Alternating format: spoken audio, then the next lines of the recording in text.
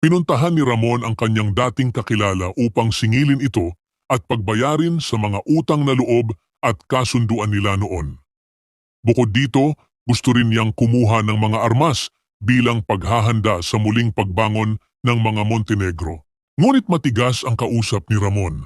Malamig nitong sinabi na hindi na si Ramon ang hari ng Quiapo at nakipagkasundo na siya sa ibang grupo.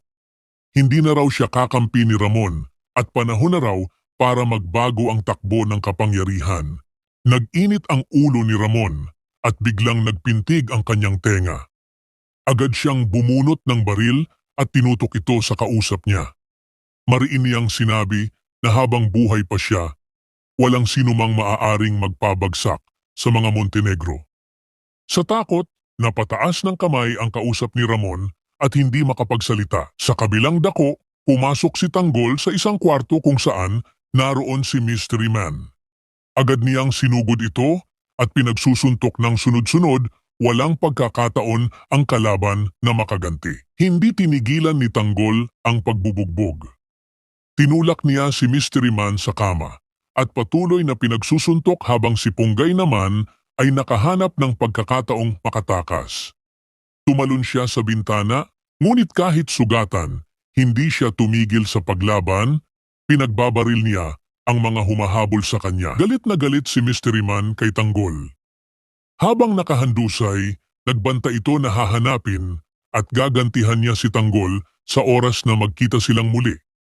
Ngunit bago pa ito makabangon, hinampas siya ni Tanggol ng baril sa ulo, dahilan upang mawalan ito ng malay. Pagkatapos ng labanan, nakita ni Tanggol si Punggay na tumatakbo palabas.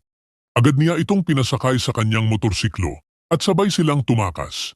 Habang umaandar, tumulong si Punggay sa pagpapaputok laban sa mga kalaban hanggang sa tuluyan silang nakalayo sa panganib. Samantala, kinausap ni Rigor si Marites sa bahay.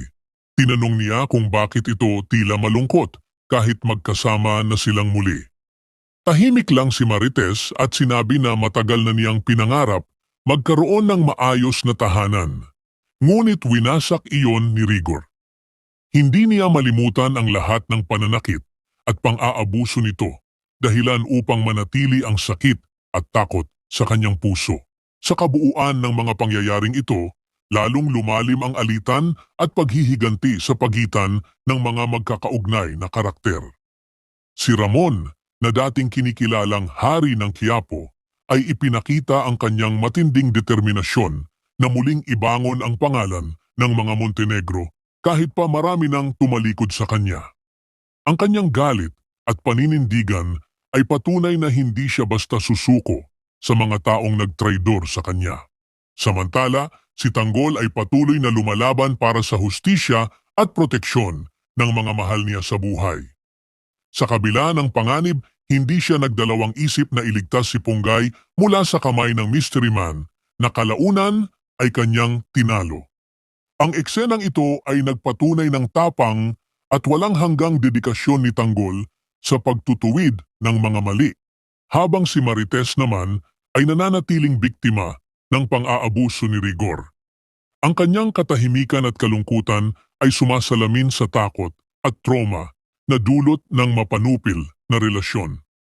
Sa huli, ipinakita ng lahat ng pangyayari na ang laban ng bawat isa ay hindi lamang laban ng katawan, kundi laban din ng puso. Laban para sa dangal, katarungan, at kalayaan mula sa mga tanikala